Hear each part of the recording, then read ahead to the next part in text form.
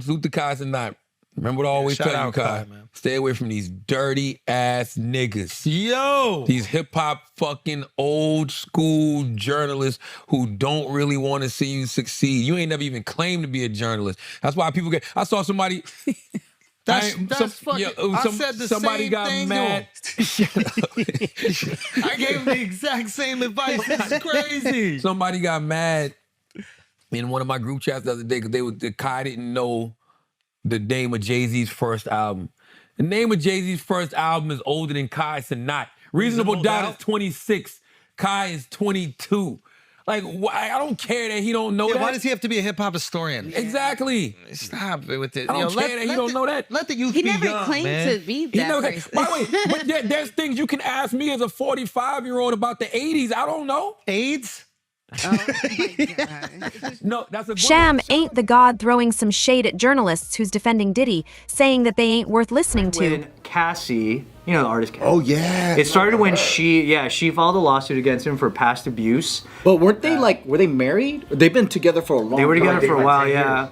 But I guess like when he was with her, the lawsuit details that he used to beat her, that he used to rape her, and that he would also force her to have sex with other guys, and he would film it. That's so weird. And then she claimed that Diddy also blew up Kid Cudi's car because Kid Cudi was like hitting on her. Like a explosion? like a mafia? Wow. And then also, this is, keep in mind that she was 19 and he was 37 at the time. So it's a pretty big difference. The day that lawsuit went public, the next day, Diddy's legal team settled it. Next day? Holy You got a good legal team. So he was probably like, Cassie, we'll give you 40 mil. Yeah, I mean, they knew about it, but then once the lawsuit actually hit the public eye, then they tried to, But it was one of those settlements where they're like, okay, we're going to pay her the money. Nobody knows how much it was. There's like estimates that she was possibly demanding 30 million. They don't know. But it's one of those, it's not an admission of guilt thing. So Diddy continued to say none of that stuff is true, but we're going to give her this money, which kind of sort of sucks that like it got settled out of court because now you'll never really know. Mm-hmm. Yeah. So That's the way the legal system is, though. So because that lawsuit went through and the settlement happened, a bunch of other people started coming out. A number of women first came out saying that like, oh, he actually like raped me back then during this, and then another woman said that him and like a bunch of his friends like had raped her, they drugged her. A bunch of stuff came out. And then this guy came out and said that he had been assaulted too. Lil Rod? Yeah, your boy. He's my boy Lil Rod, dude. Yeah, he said that like Diddy had made him have sex with like male. Now he's fing Dion Diddy, claiming he's got a whole hit list going on. Apparently, Kid Cudi, Cassie's ex, is on it, and Diddy straight up blew up that dude's car. I tell you that she's being hailed by many people for speaking on domestic violence, but also because she really speaks, it seems like, from the heart. When people juxtapose her statement with Diddy's apology from a couple days ago, they're seeing a decided difference. It feels like she really wants to be of service. As Elizabeth mentioned, she reaches out to those who are already, in a similar situation. And I just feel like a lot of people feel for her, but also they are happy that she's speaking up. It should not take having to see a video of someone being abused to believe the abuse. With that video of Diddy messing around with Cassie going viral, it's pretty clear Diddy's been acting super shady towards her for a while. Diddy brings the engagement, but right now, as I'm talking, there's a woman out there getting beat up by a man, right? And she's not going to get no news coverage. Nobody's going to talk about her. We should say the name of Cassie, the survivor of the domestic violence. Yes. Let's talk more about her. Absolutely. Just talk about the issue, Priya. Let's talk about the actual issue and not the individual. When it comes to us, it doesn't seem to be the thing we think, amplified is the right word. Charlamagne, you talk about in the book how you own up to the fact that the beginning of your career was all being a shock jock. Like you were getting kind of into the fame of it all. How did you get to that point and then come all the way to this part? Because your book makes so much sense. A lot of your interviews, it's so powerful, but it's not the same person you were. Well, I shouldn't be. I'm 45 years old. I was born in 1978. I'll be 46 next month. You know, Muhammad Ali said the person who's doing at 50 the same thing they was doing at 20 wasted 30 years of their life. Yeah. I haven't wasted a moment. Yeah. You know? If we're not growing and evolving, what are we doing?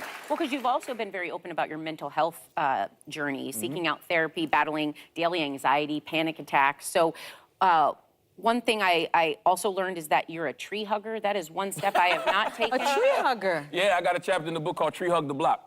And, you know, I talk about how... I thought that There's was like power in it. There's Absolutely. analogy. But you don't know that. Like, you hear people say that, and you like, that's crazy. Why would I go out there and hug trees? Try it. It's summertime. It's springtime. Take your shoes off. Take your socks off. Go do some grounding, walk around in the grass. Yeah, go hug a go tree. hug a tree. Lean up against a tree. Breathe some fresh air. See what happens. But we also have to let you know there are things that live in these trees that we're hugging. Check for bears. Especially in New York. And no, even New Jersey too. Yeah. You go out there and hug a tree and... Don't settle for just any tree. That's right. Okay. Be Keep your discerning about the standards. tree that you're hugging. People don't really be caring about the issues like they care. They care about the individual. Like people got mad at me last week. Well, I didn't realize they got mad at me for some brilliant idiot shit I said months ago when we were talking about Diddy. Wow. And I was just saying how, like, when I see situations like this, it's sad, right? Like I did Dan Abrams' show, and he played the clip from Idiots, right? But he played it without the context. So the context was, it's sad to see another person, you know, ruin their life based off poor choices. Right? It's sad to see when these people crash and burn just because they've made alleged poor choices. At the time, I said alleged poor choices. Right? So when somebody asked me about Diddy, it was on The View. They asked me about Diddy, and I go, I think we need to focus on the issue, not the individual. Because what happens a lot of times in these situations, we get so caught up in the celebrity of it all that we don't ever take the time to talk about what's the real core issue here. To me, it's domestic violence. It's these men that need to go through the work on themselves because they're dealing with all this hurt and this pain and this unhealed trauma, and they're projecting that on the other women.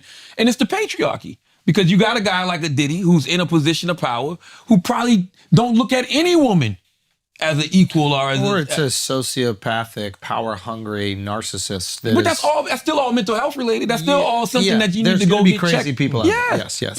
So my point is, we don't ever talk about the issue. Now it's Diddy's music is banned from Peloton, and Diddy's eyeglasses are taken out. Who gives a fuck? Whatever happens to him as an individual, he's got to deal with the consequences of his actions. But the issue is still going to be going on. That's interesting. As I'm talking right now, somebody's getting their ass kicked. Some woman's getting their ass kicked right now. Nobody's even paying her no attention. And then we move on once we see justice is served for the individual. That's right. We act as if the issue is taken care of. That's when in right. reality, it's not taken care of at all. At all. But our passivity comes in because we feel satisfied because we never cared about the issue. I've never cared as strong, but like we cared more about the fact that this famous person we saw our whole lives is involved in this fucking thing. Pound of flesh. Now, I largely agree with you. Could you make the argument that there is still some benefit in seeing, we're going to make an example out of this guy. You're going to take this guy who was a demigod of sorts, like so powerful, and he's going to be stripped to nothing, and these are the consequences of those actions. Yes, but you have to put the lesson in it, right? Like, we can't have these small conversations about Diddy and what it means to his legacy, whatever. We have to say, this is what happens to your legacy when you do bullshit behavior like this. Like, I don't think we ever have those discussions when it comes to celebrity. Like, all we see is all of these guys get canceled, all of these guys 100% go to prison, as they should, but then what? R. Kelly, same exact thing. The behavior Nobody's keeps talking going. about human trafficking. Nobody's talking about what's happening to these. Nothing. He pees on people. That's it. Which is hilarious. What's the lesson with Diddy? It's like, oh, he's gay. He's gay, but it's not. We don't know that yet. Fair. That is the other. What we know about Diddy is he absolutely puts his hands on women. We've seen that. I think that part. Drugs like a motherfucker. Yes. Gotta be. That's clear. And she said he was intoxicated as shit, but you are Sean P. Diddy Combs. Yeah. And you're in the Intercontinental Hotel and you run out in a towel. This was 2016 they say, or 18? Yeah. This guy was 46 years old. So You're a multi, you might have been a billionaire by I this don't time. chalk it up to, like, no drug makes you beat a woman. No. You beat women and No, then I'm you're sure on there's drugs. drugs. I agree with that. And then you do it. Like, it's not only drugs. Yeah. Yeah, it's not only, I'm not saying it's not only drugs, yeah. but this isn't regular behavior, bro. Like I think it's regular. You're running in a hotel with a towel on. I agree with him. I think it's regular for him. I think he's such a fucking monster. The amount of times you got to hit your girl to not give a fuck that you're in public. Yes, that's what I'm saying. But I think that he's just such a power-hungry person that when I think he feels invincible when he has the power. And these types of things, unfortunately, make him feel invincible. Yeah. Top or bottom? What? Top or bottom? Oh, did he? Yeah. Power bottom. I think, honestly, I think it's top, and I don't even think it's a gay thing. I think everything about his life is power and how he can exert power on people. I think that's why watching people fuck someone is power. It's like, I'm going to make you do this thing you don't even want to do, and I'm going to watch and enjoy it. That's why he loves the Joker. He wants to be the fucking Joker, this agent of chaos. I think it's both, bro. You think he's a power bottom? Centipede. So it's like Dick, then He's Dick, in somebody in him. It's fucking sandwich Eiffel Tower. thing. We still don't know what Diddy is. I mean, we know a little. We know little. We know bits and pieces. Yeah. This shit might be deeper than rap. We don't know. Like this might be a whole rabbit hole. You might be like, oh shit. But seeing this video. That's what I was trying to get at this whole time. Okay, that is the wildest story that came out of a lot of this shit, and nobody gives a fuck. Let's talk about it. What story? Pull it up, Mark. I don't even want to repeat it. Oh. Pull it up. This shit sounds so crazy. Nah, this shit is wild. Type in his name and Diddy. But this is why I believe all the Cassie allegations because of this video. Because she describes this, what happened word to for the word. T. Oh, so yeah, now yeah, it's like, yeah, I believe everything she said. Yeah, Yeah. 1000%. I'm not. Yeah. This is horrifying. Also, Diddy's bullshit. While you're getting that, Diddy's bullshit ass excuse, like how he couldn't mention Cassie's name in the apology. There's no rule you can't apologize. Whatever. Oh, I'm not laughing at that. No, I'm I know laughing you're at this not. shit here. I'm laughing Yeah. at this shit. That Marcus. Yeah, also, you called her a liar like 3 days ago. Yeah, Like, get the fuck out. Said she was looking after for a quick buck. You're a fucking scumbag. And, then- maybe it's more triggering for me because whatever, but like, that shit, I was Why like, is it more kill this triggering guy. for you? What I happened? grew up in a house, and I didn't see that ever, but I grew up in a house where there was abuse. So it was like, you watch that, and this is way more extreme than anything I saw. Like, she's trying to sneak out of the fucking room. He's dragging her by the hair. Not gonna pimp my struggle. I didn't see anything like that. But watching that is like, yo, fuck this guy forever. Did you ever try to intervene? Yeah, I did one time. You got your ass kicked? No, we didn't do anything. I just stood in his way, and I didn't say a word. I didn't even look at him, which I'm kind of like, I just got in his way, and I remember thinking, if this goes down, this goes down. Yeah. That's all I remember. I remember I was reading Will Smith's book, and he always said he felt bad because he never intervened. So that was like he said he felt like a coward. Yeah. You know, he never intervened. Watching his mother. Now Charlamagne thinks that Diddy feels like he can get away with anything, even assaulting his girlfriend in public. Purely on talent, where does he rank? Purely on talent, I think he comes in probably around a 6 on a scale from 1 to 10. He's not talented because he's not much of a great creator. You know, he's a great spokesperson or a person to just be in the place of a thing, but not great as far as talent is concerned. And, you know, I wanted to reiterate one thing that you just was talking about. And we're talking about this system that's called the blackball system, where what happens is if you don't agree with someone like Puff, then you're up against a big system that won't, like, for an example, when I first released the book in 2009, it was very difficult for me to get an interview on my own radio stations here in Atlanta because they said that he was spending so much money on marketing and promoting Ciroc and his liquors and his brands. So they was like, it would be it would be a conflict of interest. So it's a lot of people who are in positions, such as Vlad. Vlad, I'm glad to be on this platform with you today, but I've always been waiting for you to reach out to me to say, Mark, let's do an interview. I've done one with Sean Prez, but I was waiting on you. And it's those kind of things that we put in place that prevent from us spreading Talent? Nah, man. Diddy just got connections, according to Charlamagne. Now all these mystery celebrity deaths around Diddy just make things even more suspicious. The magic assaulter is so powerful and rich, and he is so hooked up, connected, and linked in. First of all, that he's not on LinkedIn, but he's also so omnipotent, so vicious, that people that cross him get hurt or disappear. So, maybe this is my last Armageddon update. I'm just kidding, Sean. You know I love you. I'm Christopher Titus, and this is the Armageddon Update.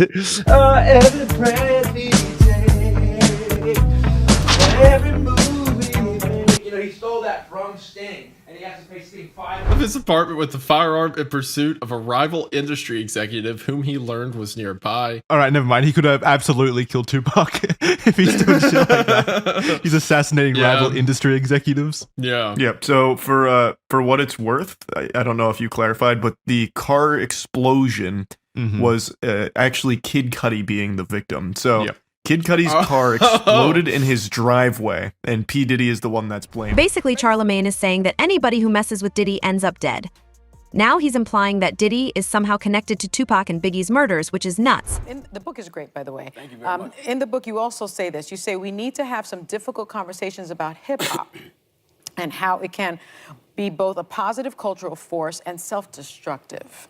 Now, can you explain what you mean by that? And what do you, well, let's start there. Well, I just think about the influence of hip hop and, you know, the influence that hip hop has on culture, the way that we, you know, talk, the way that we walk, the way that we dress, and, you know, just growing up, all the influence that hip hop had on me. And, you know, I just think that, you know, you have to use that tool of hip hop, that resource of hip hop to really, you know, empower people. Like when I look at guys like, you know, Kendrick Lamar with his last album, Mr. Morale and the Big Steppers, you know, or JayZ, the 444 album. I think in the future we're gonna look at those albums and say those are two of the most important hip hop albums of all time because of the topics that they're discussing on there. Like they're talking about, you know, going to therapy. They're talking about, you know, the infidelity that they did and how they're trying to be better men towards their women, you know, and just, you know, the whole journey of healing. Like that's what we should be talking about. Like if you look at the last 50 years of hip hop, it was almost like we were little boys, and now we're growing into manhood. And in order to continue to have a career,